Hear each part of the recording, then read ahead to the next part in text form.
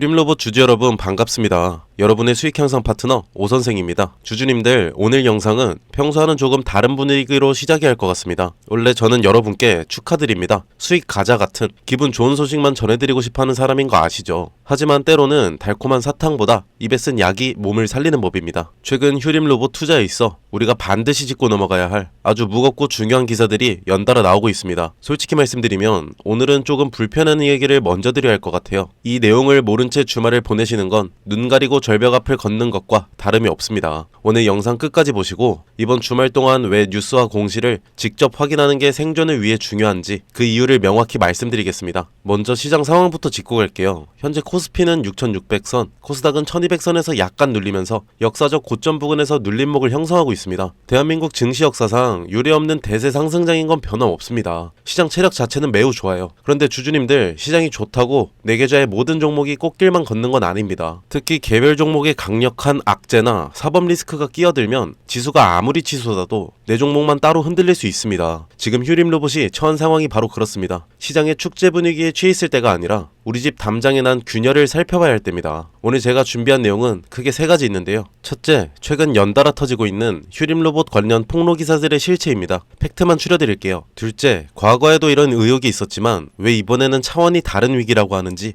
그 근거를 말씀드리겠습니다. 셋째, 주말 동안 주주님들이 반드시 체크하셔야 할 포인트와 다음 주 월요일 대응 전략입니다. 본격적인 내용에 앞서 주주님들의 구독과 좋아요는 제 영상 제작에 있어 아주 큰 힘이 됩니다. 댓글로 주주님들의 의견이나 현재 심경 남겨주시면 저도 끝까지 소통하며 대응하겠습니다. 영상 후반부에는 리스크 관리 이후 우리가 노려야 할 선물까지 준비했으니까요. 끝까지 시청해주시기 바랍니다. 자, 첫 번째 팩트체크 들어갑니다. 최근 휴림로봇과 관련해 소름 돋는 기사들이 시리즈로 나오고 있죠. 과장 없이 딱 팩트로만 정리해드리겠습니다. 지금 사태의 핵심은 최대 주주인 휴림홀딩스가 지난 3월에 저지른 행동입니다. 휴림홀딩스는 보유 중인 휴림로봇 주식을 담보로 휴엠미라는 법인에 625억 원, 딥랩코리아에 120억 원 규모의 담보를 제공했습니다. 그런데 문제는 이 법인들이 담보로 잡은 주식을 무차별적으로 시장에 던지는 반대 매매를 실행했다는 겁니다. 그 규모만 무려 550억 원대입니다. 그런데 여기서 소름 돋는 의혹이 하나 나오죠. 이 돈을 빌려준 휴엠미와 딥랩코리아라는 회사들 조사를 해보니 실체가 불분명한 이른바 페이퍼 컴퍼니 정황이 보인다는 겁니다. 더 심각한 건 이 법인들이 과거 대한민국을 뒤흔들었었던 라임 자산 운용 사태와 연루된 인물 및 법인들과 연결고리가 있다는 의혹이 기사를 통해 터져나오고 있습니다. 여기에 김준영이라는 이름의 유명 사채업자와 최진호라는 인물까지 거론되며 기사가 시리즈로 이어지고 있습니다. 단순히 돈을 빌린 게 아니라 처음부터 반대 매매를 노린 고의적인 설계가 아니냐는 의문이 제기되는 지점입니다. 주주님들, 만약 이게 사실이라면 이건 단순한 금융사고가 아니라 최대 주주가 주주들의 뒤통수를 치고 자금을 유출한 사건이 될 수도 있습니다. 두 번째로 우리가 주목해야 할 점은 지금은 그때와 다르다는 겁니다. 물론 휴림로봇을 오래 지켜본 주주님들은 에이, 지난달에도 반대매매 공시 났을 때 금방 회복했잖아 하실 수 있습니다. 맞습니다. 지난달에는 최대 주주가 이틀 만에 전액 상환하면서 해프닝이었다라고 넘겼죠. 하지만 지금은 상황이 완전히 꼬였습니다. 첫째, 현재 휴림로봇은 자본시장법 위반 혐의로 검찰과 항소심 재판을 진행 중입니다. 1심 판결이 끝이 아닙니다. 지금 이 재판이 진행 중이라는 사실 자체가 투자자들에게는 엄청난 불확실성입니다. 만약 여기서 유죄 판결이 확정되거나 가중처벌이 내려진다면 상장 유지 여부까지 걱정해야 하는 상황이 올 수도 있습니다. 금감원 특사경의 파워가 달라졌습니다. 26년 4월부터 금감원 특사경이 인지수사권을 본격적으로 휘두르기 시작했습니다. 예전에는 검찰이 시켜야 수사를 했지만 이제는 금감원이